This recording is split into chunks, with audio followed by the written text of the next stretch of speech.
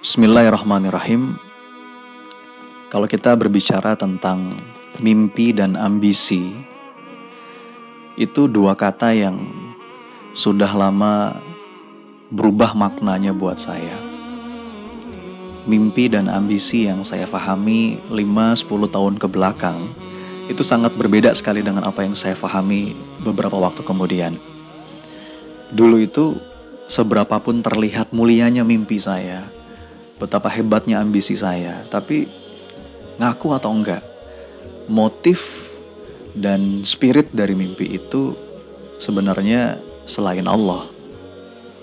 Meskipun mulut menyebut nama Allah, tapi hati ini menghadap kepada selain Allah. Terus apa motifnya? Motifnya adalah pengakuan, penghargaan, penilaian, kekaguman, cinta, dan pujian manusia. Jadi setiap apapun yang dilakukan ketika itu, mulai dari berbicara, bersikap, posting sesuatu di medsos, pasang foto, presentasi, tampil di panggung, berdagang, nulis buku, ngambil keputusan untuk beli sesuatu, itu dipersembahkan untuk selain Allah. Yang jadi pertimbangan itu selain Allah. Jauh rasanya hati ini dari berpuas diri dengan penilaian dari Allah. Apa indikasinya? Ketika masih ada rasa harap di hati kita kepada selain Allah itu, kita akan jadi pribadi yang mudah tersinggung, banyak kecewa, selalu ingin diketahui sama orang lain, sering sakit hati, sering mendengki, susah rasanya merendahkan hati itu, bergemuruh di hati semangat untuk bersaing dalam urusan dunia, mudah resah, gelisah, lelah, dan turunan-turunannya. Dan pada saat itu, impian-impian kita justru seakan terasa semakin menjauh untuk diwujudkan. Kalaupun sampai terwujud, itu akan terasa betapa lelah dalam prosesnya. Nggak ada kenikmatan, nggak ada keberkahan. Sampai akhirnya kesadaran itu hadir. Dan seringkali memang yang menghadirkan kesadaran itu adalah pengalaman hidup dalam bentuk kepahitan, sakit, susah, sempit, atau bentuk-bentuk lain yang gak enak rasanya. Sebagaimana yang dikatakan Imam Syafi'i rahimahullah, ketika hatimu terlalu berharap kepada seseorang, maka Allah akan menimpakan atasmu pedihnya sebuah pengharapan. Supaya kamu tahu bahwa Allah itu sangat cemburu. Allah sangat mencemburui hati yang berharap kepada selainnya. Maka Allah menghalangimu dari perkara tersebut agar kamu kembali berharap kepadanya. Masya Allah. Jadi sahabat-sahabatku, ada satu ambisi yang akan membuat hidup ini ringan. Satu ambisi yang akan membuat kita mudah bahagia, melihat segala sesuatu menjadi indah, berkah, dan betul-betul bisa kita nikmati. Ambisi ini harusnya membingkai semua keinginan dan harapan kita. Apa itu? Ambisi itu adalah keridhaan Allah. Ambisi untuk menjadi hamba yang diridhoi Allah. Titik. Kalau sudah seperti itu, udah gak ada urusan lagi saling mengalahkan orang lain atau menjadi yang terbaik dalam urusan dunia. Melainkan kepinginnya itu bersinergi dan berkontribusi.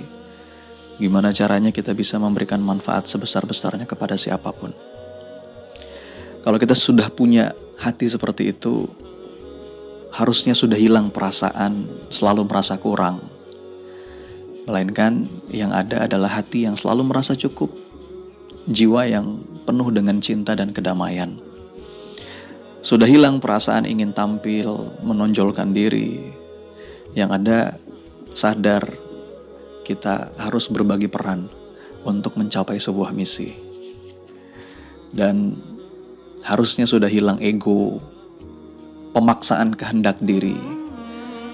Yang ada adalah ikhtiar-ikhtiar yang betul-betul menenteramkan hati karena terbingkai dengan kepasrahan. Ikhtiarnya berbalut dengan ketenangan. Dan ketenangannya hakiki ya, karena berasal dari keyakinan betapa Allah itu punya jaminan untuk kita.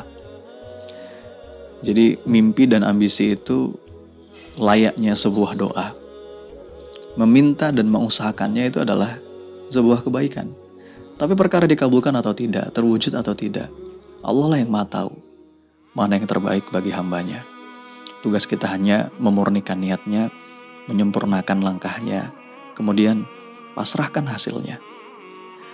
Kalau betul-betul yang kita inginkan ridhonya Allah, maka kita itu akan mudah punya hati yang selalu ridho terhadap apapun kejadian, takdir, dan semua yang Allah tetapkan. Tapi anehnya, begitu mimpi dan ambisi kita adalah ridhonya Allah, satu demi satu dari mimpi-mimpi itu seperti terus mendekat dalam genggaman. Iya, cukup dalam genggaman aja, nggak perlu masuk ke dalam hati. Saya nggak sengaja membuka dream book saya tahun 2008 dan ternyata hampir semua yang saya tulis di sana itu sudah terwujud. Dan tanpa sadar, justru itu terjadi ketika kita sudah tidak berharap apapun kecuali Allah ridho. Kecuali kita berharap Allah memaafkan. Saya jadi ingat sabdanya Rasulullah, barang siapa yang menjadikan dunia sebagai tujuannya, maka Allah itu akan cerai beraikan urusannya. Dan Allah itu akan menjadikan kefakiran selalu menghantuinya. Wa ja'ala faqrahu baina ainai. Tapi barang siapa yang menjadikan Allah, akhirat sebagai puncak impiannya, maka Allah akan buat ringan semua urusannya dan Allah akan isi hatinya dengan kecukupan. Bahkan rezeki dunia itu datang tanpa kita minta.